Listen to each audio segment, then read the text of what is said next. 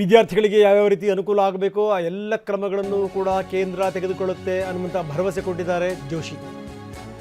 ಇದನ್ನು ನಾವು ಗಂಭೀರವಾಗಿ ಪರಿಗಣಿಸಿದ್ದೀವಿ. ನೀಟ್ ಹಗರಣವನ್ನು ಯಾವುದೇ ಕಾರಣಕ್ಕೂ ಬಿಡಲ್ಲ. ವಿಚಾರಣೆಗೋಸ್ಕರ ತ್ವರಿತಗತಿಯ ಕೋರ್ಟನ್ನು ಕೂಡ ಸ್ಥಾಪನೆ ಮಾಡ್ತಾ ಇದ್ದೀವಿ. ಕಟ್ಟುನಿಟ್ಟಾದ ಕ್ರಮ ಕೈಗೊಳ್ತೀವಿ ಅಂತಾರೆ ಜೋಶಿ. ಪಾಲಿಟಿಕ್ಸ್ ಮಾಡೋರಿಗೆ ನಾನು ಉತ್ತರ ಕೊಡೋಕ್ಕಾಗಲ್ಲ. ಯಾಕಂದರೆ ಈ ಹಿಂದೆ ಯಾರು ರಾಜೀನಾಮೆ ಕೊಟ್ಟಿದ್ರು, ಗೆಹ್ಲೋಟ್ ರಾಜೀನಾಮೆ ಕೊಟ್ಟಿದ್ದಾರೆ. ಈಗ ಆಗ್ತಾ ಇರುವಂಥ KPSC ಕರ್ಮಕಾಂಡಕ್ಕೆ DK ಶಿವಕುಮಾರ್ ಅವರು ರಾಜೀನಾಮೆ ಕೊಡ್ತಾರೆ, ಅಥವಾ ಈ ಹಿಂದೆ PUC ಎಕ್ಸಾಮಿನೇಷನ್ 3-4 ವರ್ಷದಿಂದ ಕಾಂಗ್ರೆಸ್ ಕಾಲದಲ್ಲಿ ಆಗಿತ್ತಲ್ಲ, 5-6-7 ವರ್ಷದಿಂದ, ಅವತ್ತಿನ ಮುಖ್ಯಮಂತ್ರಿಗಳು ಅವತ್ತು ಎಜುಕೇಷನ್ ಮಿನಿಸ್ಟರ್ ರಾಜೀನಾಮೆ ಕೊಟ್ಟರೆ. ಇದು ರಾಜೀನಾಮೆ ಕೊಡೋದ ಬಗೆಹರುವಂಥ ಸಮಸ್ಯೆ ಅಲ್ಲ. UPA ಸಂದರ್ಭದಲ್ಲಿ ಕೇಂದ್ರದಲ್ಲಿ 15 ಬಾರಿ 10 ವರ್ಷದಲ್ಲಿ 15 ಬಾರಿ ಪ್ರಶ್ನೆ ಪತ್ರಿಕೆ ಲೀಕ್ ಆಯಿತು. ಆವಾಗ ಯಾರು ರಾಜೀನಾಮೆ ಕೊಟ್ಟಿದ್ದರು? ರಾಜೀನಾಮೆ ಕೊಡೋದು ವಿಷಯ ಅಲ್ಲ, ಸ್ಟ್ರಕ್ಚರ್ಡ್ ಬದಲಾವಣೆ ಆಗಬೇಕು ಅನ್ನೋದ್ರ ಬಗ್ಗೆ ನಮ್ಮ ಪ್ರಯತ್ನ ಇದೆ. ಆ ಪ್ರಯತ್ನವನ್ನು ನಾವು ಮಾಡ್ತಾ ಇರ್ತೀವಿ, ಮುಂದುವರಿಸ್ತಾ ಇದ್ದೀವಿ. ನೋಡಿ, ಪ್ರತಿಪಕ್ಷಗಳಿಗೆ ಈ ರೀತಿಯಾದಂಥ ಪ್ರಶ್ನೆ ಮಾಡಲಿಕ್ಕೆ ಮೊದಲು ಅವ್ರದ್ದು ಇತಿಹಾಸವನ್ನು ಅವ್ರು ನೋಡ್ಕೋಬೇಕು. ನಾನು ವಿದ್ಯಾರ್ಥಿಗಳು ಏನು ಹೋರಾಟ ಮಾಡ್ತಾ ಇದ್ದಾರೆ ಅದರ ಬಗ್ಗೆ ನಮ್ಮ ಸಂವೇದನೆ ಇದೆ.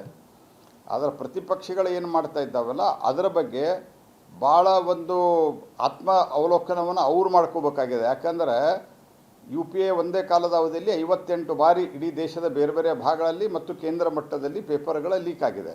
ಯಾರೂ ಏನೂ ಮಾಡಿಲ್ಲ, ಹೊಸ ಕಾನೂನು ತಂದಿಲ್ಲ, ಹೊಸ ಕ್ರಮ ಕೈಗೊಂಡಿಲ್ಲ. ಇವತ್ತು ಮೋದಿ ಸರ್ಕಾರ ಹೊಸ ಕ್ರಮ ಕೈಗೊಳ್ತಾ ಇದೆ ಮತ್ತು ಹೊಸದಾಗಿ ಕಾನೂನನ್ನು ಮಾಡಿದೆ, ಹೊಸದಾಗಿ ಫಾಸ್ಟ್ ಟ್ರ್ಯಾಕ್ ಕೋರ್ಟನ್ನು ಮಾಡ್ತಾ ಇದೆ. ಈಗಾಗಲೇ ಸೋನಮ್ ವಾಂಗ್ಚುಕ್ ಅವರು ಪ್ರಧಾನಮಂತ್ರಿಗಳ ಮನವಿ, ನಡ್ಡಾ ಅವರ ಭೇಟಿಯ ನಂತರ ತಮ್ಮ ಉಪವಾಸವನ್ನು ಕೈಬಿಟ್ಟು ಶಾಂತಿಯುತವಾಗಿರಲಿಕ್ಕೆ ಹೇಳಿದ್ದಾರೆ. ನಾವು ಶಾಂತಿಯುತ ಪ್ರತಿಭಟನಾಕಾರರ ಜೊತೆಗೆ ಮಾತುಕತೆ ನಡೆಸ್ತೀವಿ. ಅವರ ಸಲಹೆಗಳು ಎಕ್ಸಾಮಿನೇಷನನ್ನು ಸಿಸ್ಟಮನ್ನು ಮಜಬೂತ್ ಮಾಡಲಿಕ್ಕೆ, ಗಟ್ಟಿಗೊಳಿಸಲಿಕ್ಕೆ ಏನು ಬೇಕೋ ಅದೆಲ್ಲ ಕೊಟ್ಟಿದ್ದಾರೆ, ಅದನ್ನು ಮಾಡ್ತೀವಿ. ಇವತ್ತು ಮಾತುಕತೆನೂ ಫಿಕ್ಸ್ ಆಗಿದೆ, ಅದು ಫಲಪ್ರದವಾಗ್ತದೆ ಅನ್ನೋಂಥ ನಂಬಿಕೆ ನನಗಿದೆ. ಸೊ ಇದು ಸಂಗತಿ ತುಂಬ ಸ್ಪಷ್ಟವಾಗಿ ಹೇಳಿದ್ದಾರೆ ಮಂತ್ರಿಗಳು. ಅಂದರೆ ಈ ಪ್ರಕರಣ ಇದೆಯಲ್ಲ, ಈ ಪ್ರಕರಣವನ್ನು ನಾವು ಬಹಳ ಗಂಭೀರವಾಗಿ ಪರಿಗಣಿಸಿದ್ದೀವಿ. ಯಾವುದೇ ಕಾರಣಕ್ಕೂ ಬಿಡಲ್ಲ. ಸರ್ಕಾರ ಏನು ಕ್ರಮ ತೆಗೆದುಕೋಬೇಕೋ ಆ ಕ್ರಮವನ್ನು ತೆಗೆದುಕೊಳ್ತೀವಿ. ಬನ್ನಿ, ಇದಕ್ಕೆ ಸಂಬಂಧಪಟ್ಟಂಗೆ ಪ್ರಹ್ಲಾದ್ ಜೋಶಿ ಅವರು ಮಾತಾಡಿದ್ದಾರೆ. ಏನು ಹೇಳ್ತಾರೆ ನೋಡೋಣ. ಮೊದಲನೇದಾಗಿ ವಿದ್ಯಾರ್ಥಿಗಳಿಗೆ, ನಿಜವಾದ ವಿದ್ಯಾರ್ಥಿಗಳ ಹೋರಾಟ ಏನು ಮಾಡ್ತಾ ಇದ್ದಾರೆ ಅದರ ಬಗ್ಗೆ ನಾನು ಈಗಾಗಲೇ ಹೇಳಿದೆ, ನಮ್ಮ ಸಂವೇದನೆ ಇದೆ. ನಾವು ಅವರಿಗೆ ಕನ್ವಿನ್ಸ್ ಮಾಡುವಂಥ ಪ್ರಯತ್ನವನ್ನು ಮಾಡಿದ್ದೇವೆ. ಈಗ ಕಾನೂನು ಬಂದಿದೆ, ಕಾನೂನು ಜೊತೆಗೆ ಫಾಸ್ಟ್ ಟ್ರ್ಯಾಕ್ ಕೋರ್ಟ್ ಮಾಡ್ತಾ ಇದ್ದೀವಿ. ಇವೆಲ್ಲ ಸಂಗತಿಗಳನ್ನು ಸಹಿತ ನಾವು ಮಾಡ್ತಾ ಇರುವುದರ ಜೊತೆಗೆ ಈಗ ಮುಂದೆ ಯಾವುದೇ ರೀತಿಯಾದಂಥ ಸಲಹೆಗಳು ಇನ್ನೂ ಕಟ್ಟುನಿಟ್ಟಾದ ಕ್ರಮ ಮಾಡಲಿಕ್ಕೆ, ಇನ್ನೂ ಕಟ್ಟುನಿಟ್ಟಾದ ವ್ಯವಸ್ಥೆಯನ್ನು ನಿರ್ಮಾಣ ಮಾಡಲಿಕ್ಕೆ ನಾವೇನು ಮಾಡಬೇಕು ಅದನ್ನು ನಾವು ಮಾಡ್ತಾ ಇದ್ದೀವಿ. ಅದನ್ನು ಈಗಾಗ ನೋಡ್ರಿ, 2024ರಲ್ಲಿ 10 ವರ್ಷ ಕಠಿಣ ಶಿಕ್ಷೆ ಮತ್ತು ಇದರ ಜೊತೆಯಲ್ಲಿ 10 ವರ್ಷದ ಕಠಿಣ ಶಿಕ್ಷೆಯ ಜೊತೆಗೆ 1 ಕೋಟಿ ರೂಪಾಯಿ ದಂಡ, ಫಾಸ್ಟ್ ಟ್ರ್ಯಾಕ್ ಕೋರ್ಟು, ಇದರಿಂದ ನ್ಯಾಯ ಸಿಗ್ತದೆ.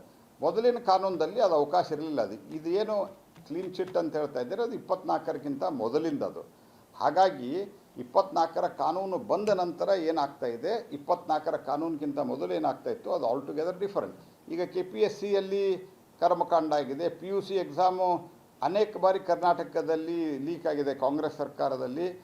ಗೆಹ್ಲೋಟ್ ಸರ್ಕಾರದಲ್ಲಿ ರಾಜಸ್ಥಾನದಲ್ಲಿ 19 ಬಾರಿ ಲೀಕ್ ಆಗಿದೆ 5 ವರ್ಷದಲ್ಲಿ. ಇವೆಲ್ಲ ಸಂಗತಿಗಳನ್ನು ಯಾರು ಸರಿ ಮಾಡೋದು? ಇವೆಲ್ಲ ನಾವು ಸರಿ ಮಾಡ್ತಾಯಿದ್ದೀವಿ. ನಾನು ಹೇಳೋದು ಯಾರು ಸರಿ ಮಾಡೋದು ಅಂದರೆ ನಾವು ಸರಿ ಮಾಡ್ತಾಯಿದ್ದೀವಿ.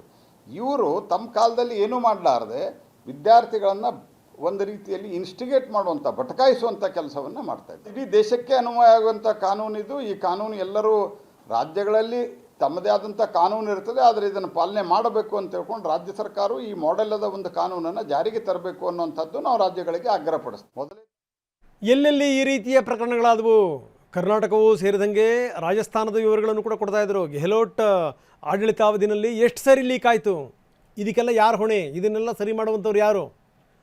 ಪ್ರಹ್ಲಾದ್ ಜೋಶಿ ಮತ್ತೆ ಹೇಳ್ತಾರೆ, ಇದನ್ನು ಸರಿ ಮಾಡುವಂಥವರು ನಾವು. ಅಂದರೆ ಇದನ್ನು ನಾವು ಸರಿ ಮಾಡ್ತೀವಿ, ಮುಲಾಜಿಲ್ದನೇ ಸರಿ ಮಾಡ್ತೀವಿ.